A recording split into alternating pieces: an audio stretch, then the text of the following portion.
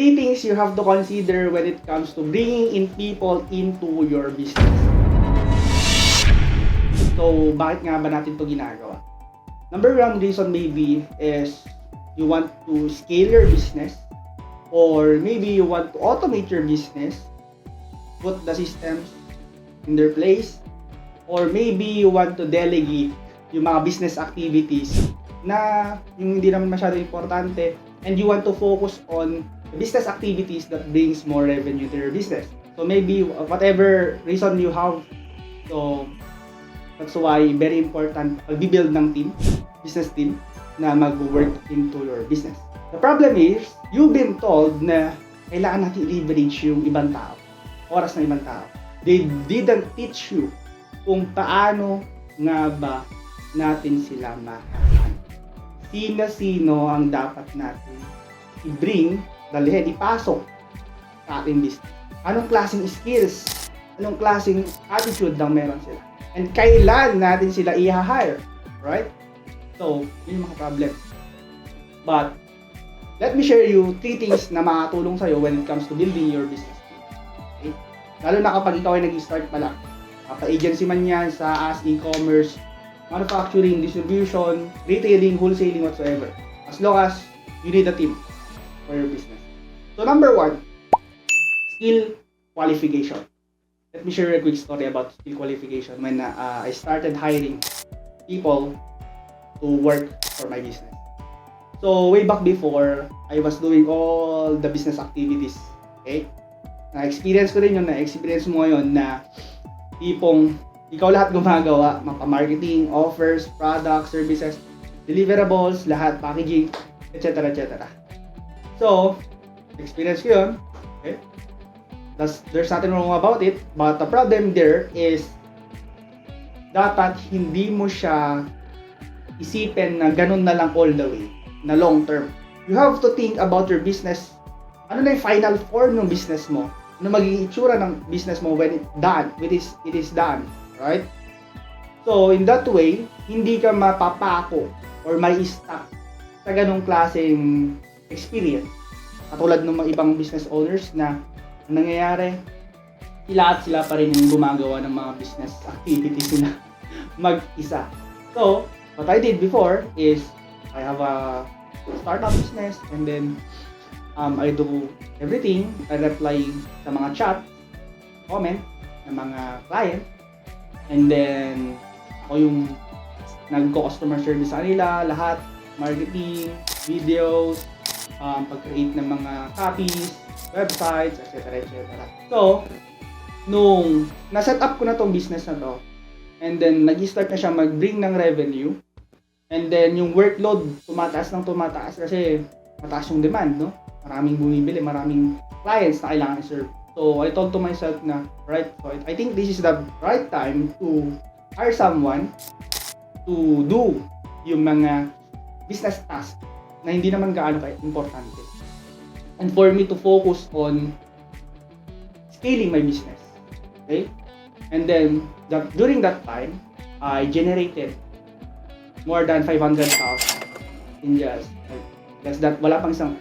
just one night, right? Wala pang 24 hours. And it happens not only once, twice. It happened multiple times. So, ano nangyari yun? Because I'm able to get some people na gagawa ng mga workload na hindi naman gaano ka-importante. So, dinilegate ko na yun. Then kumikita sila, of course, to reward your team. And then, kapag clear na yung mga distractions na activities na hindi naman gaano ka-importante, that's the time you can focus on one. Ngayon, anong pwede mong gawin?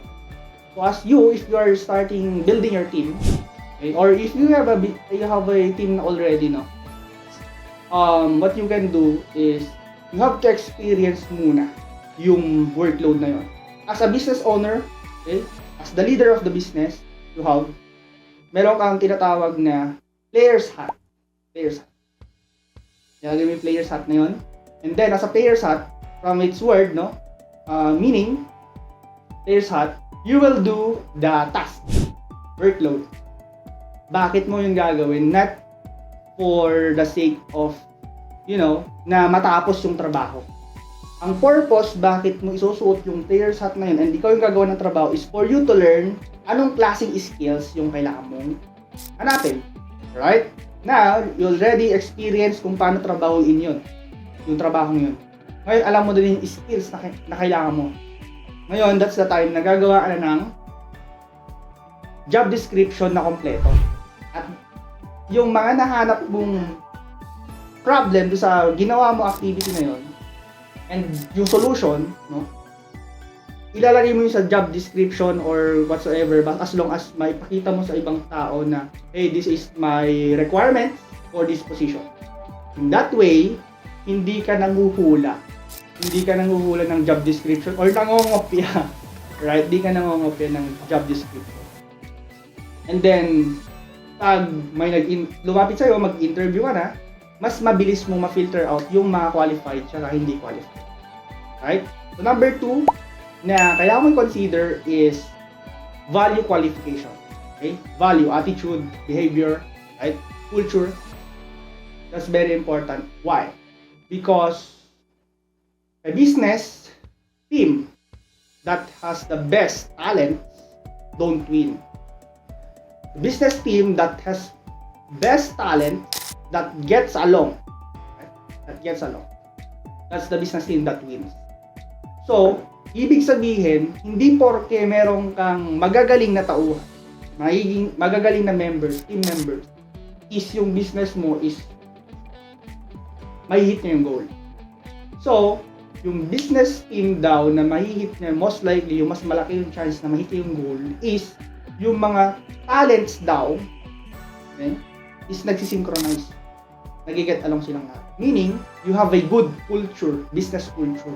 So, as a business owner, okay, you have to transition into business leader. As a business leader, you have to set your business culture and how to build, how to implement, okay, how to create a business culture.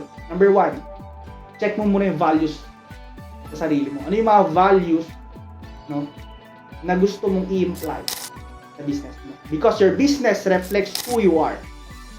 Kung ano yung business mo, okay, na kinalabasan ay dahil ikaw yun. Okay? It reflects. Now, going back, sa sarili natin, anong values yung kailangan natin i-implement or i-integrate sa ating business? So, sa una, mahirapan ka. Ano kaya ang values na ilalagay? So, para hindi ka mahirapan, i-check mo yung values mo, sarili mong values. Do you have maybe leadership values? Growth? Excellence? Or maybe harmony? You want harmony? You want siguro ng explosive growth? So, once you identify the values within you and choose the values you want to implement, maybe at least 3 values up to 5 values, up to you. And then, yung values na yun yung magiging gabay or guide ng buong organization. Let's say, I have a organizational or business culture or business values. Values muna, then let's create the culture.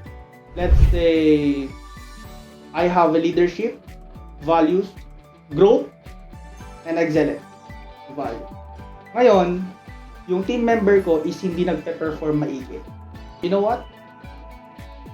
Can you cite our values? So, Mr. team member, what are you doing? Why are you not performing well in your job? Okay? You are here to grow. You are here to lead. You are here for excellence. So doon, mag-guide yung mga team members mo. Hindi yung sabog-sabog na wala kayong sinusundan na values. Right? Without value, there's no business culture na mangyayari. Ang mangyayari is chaotic. Magla-clash yung mga subordinates. Okay? So, the third thing that you have to consider when it comes to, again, building your team, last one is trainings. Giving your team of giving your team ng training. Right? Bakit natin kailangan yun?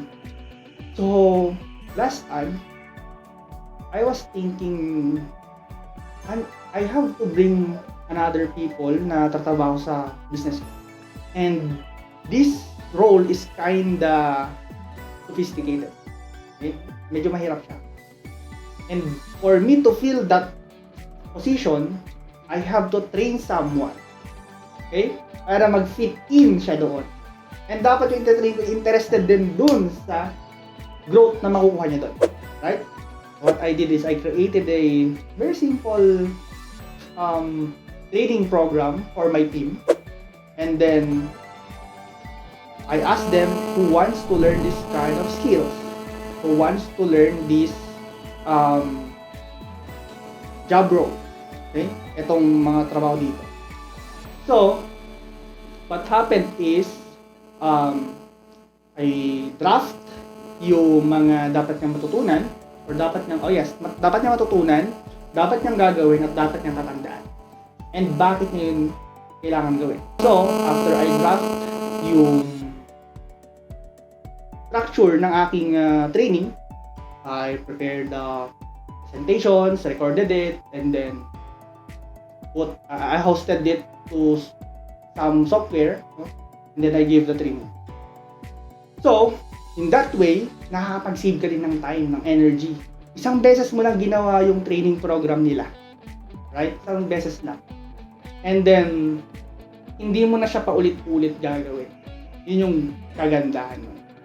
And let's say yung nilagay mo dun sa position na yun is umalis, you can easily hire someone or get someone and then tell them na, right, take this program, finish this program. After you finish this program, go back to me and then assess them. After mo silang ma-assess, okay, kung goods na siya, then that's the time nilagay mo siya sa position. Okay? So, kung hindi pa, ipaulit mo sa kanya yung program. Ito lang sila, di ba? Hindi ka na uulit-ulit na, I'll need to train them again. Umalis na naman yung aking team member. Masasayang na naman yung oras ko sa pagte-train sa kanila. So, ano ba dapat kong gawin? So, hindi ka na magiging ganun. Alright? So, again, the 3 things you have to consider when it comes to building your team: skill qualification, value qualification, and giving them or buying them a training program for them to scale up their